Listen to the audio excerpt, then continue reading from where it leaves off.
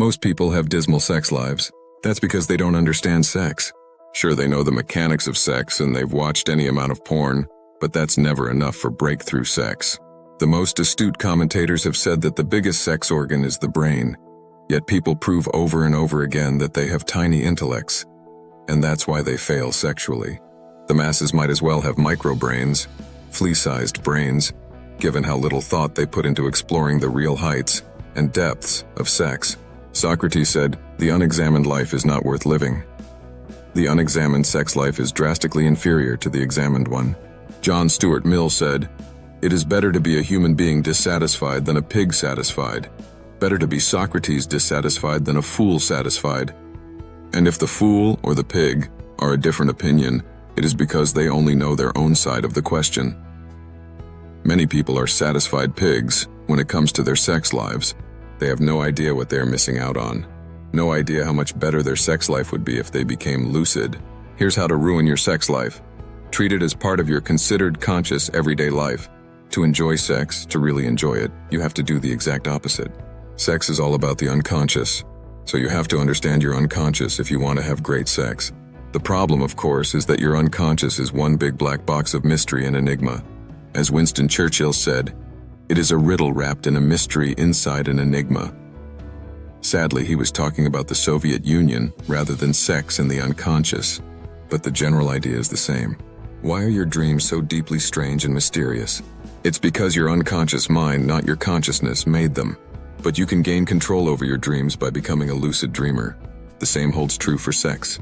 You have much better sex when you transition from ordinary sex, the plainest vanilla flavor, to lucid sex, the most exotic, absolutely not vanilla flavor.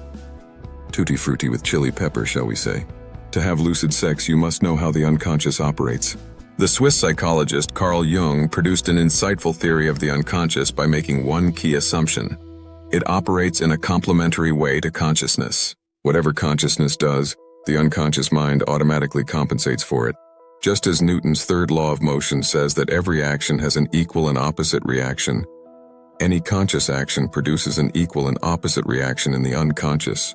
Although, of course, we have no way of knowing what the unconscious has done. However, it may be revealed to us in our dreams, or in sudden outbursts, or strange behavior, or projections onto others, or psychological possession by the archetypes of the collective unconscious, and so on. Jung regarded all of this as an entirely natural process aimed at maintaining equilibrium within the psyche and preventing people from going radically out of balance. An insane person is someone whose psyche has failed to maintain poise, and it has either fixated on one thing, producing a kind of catatonia or obsessive-compulsive disorder, or it has fragmented into pieces, all competing with each other, producing a person who hears voices or who has dissociative identity disorder, aka multiple personality syndrome. Balance is critical for a healthy psyche. Jung wrote, "The activity of consciousness is selective. Selection demands direction, but direction requires the exclusion of everything irrelevant. This is bound to make the conscious orientation one-sided.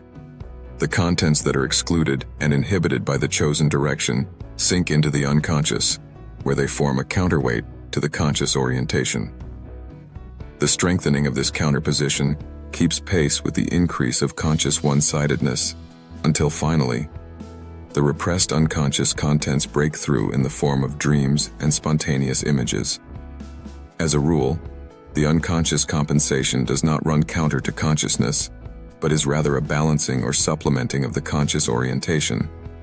In dreams, for instance, the unconscious supplies all those contents that are constellated by the conscious situation, but are inhibited by conscious selection, although a knowledge of them would be indispensable for complete adaptation.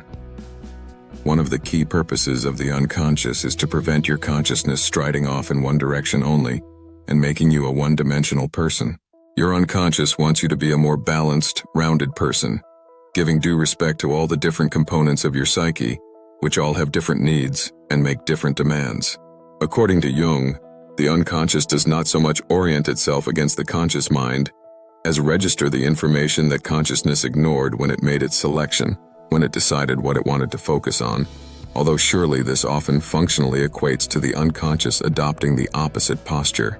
Surely the shadow posited by Jung himself always operates counter to consciousness, since its contents are everything rejected by consciousness. It's true that other aspects of the unconscious have a different relationship to the ego than the shadow does, so may enter into a more subtle and nuanced compensatory relationship with it.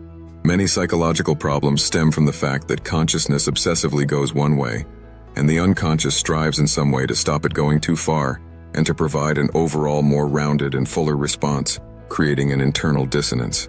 Imagine a Christian preacher denouncing homosexuality, as per the Bible, yet actually being a closet homosexual. The more his conscious mind rails against homosexuality, the more his unconscious mind compensates by trying to get him to express his homosexuality. In a moment of weakness, the preacher, as so many sex scandals reveal, succumbs to his true homosexual nature and has a gay affair or orgy. Consciousness, in these terms, cannot understand, or does not want to understand, the unconscious and what it's seeking to achieve. Mental illness afflicts those that cannot get their conscious and unconscious minds to work in relative harmony, with only a slight divergence between conscious orientation and actual behavior. Someone who consciously poses as one thing while actually being something else quite different is certain to run into trouble. Most people are too reliant on consciousness and ignore the unconscious messages they receive from dreams, their idle thoughts, their own body language, their gut reactions, and so on. They can't decode the myriad signals their unconscious sends them, or they are too scared to do the decoding for fear of what it will reveal about them. Attaining mental balance is extraordinarily difficult exactly because the two components seeking to achieve balance, the conscious and unconscious, cannot directly communicate with and comprehend each other. The conscious is largely baffled by the unconscious, and the unconscious can react to consciousness only via archetypal responses, which by their nature are never precisely calibrated. The desired balance is always a work in progress and never an exact science. Many things can and do go wrong, which is why so many people have poor mental health. The unconscious seeks to compensate for the conscious mind to produce the psychic version of physical homeostasis, the ability of the physical body to maintain equilibrium and stability. Just as the body needs to maintain balance, so does the mind.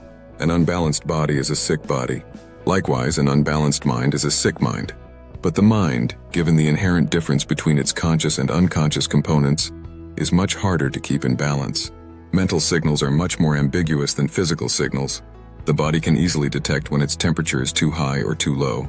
It cannot easily detect when its mental temperature, so to speak, has departed from the range associated with good mental health. The mind is a dialectical instrument. Consciousness produces a thesis.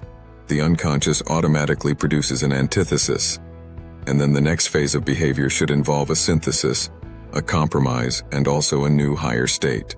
Unfortunately, this is not an optimal process. Why? Because consciousness is so integral to our decision-making and identity, while the unconscious is, by contrast, so hard to decipher. The result is that most people are not psychically well balanced at all. Rather than working in harmony, balance, the conscious and unconscious minds can end up in an antagonistic, antithetical relationship. The very thing that the healthy psyche is supposed to stop by creating an optimal synthesis of the two minds. All manner of neuroses and psychoses are generated. The world is full of psychic processes, for both the individual and the collective, that are drastically out of balance. They can be brought back into balance only by the conscious mind reaching a far better comprehension of, and accommodation with, the unconscious mind.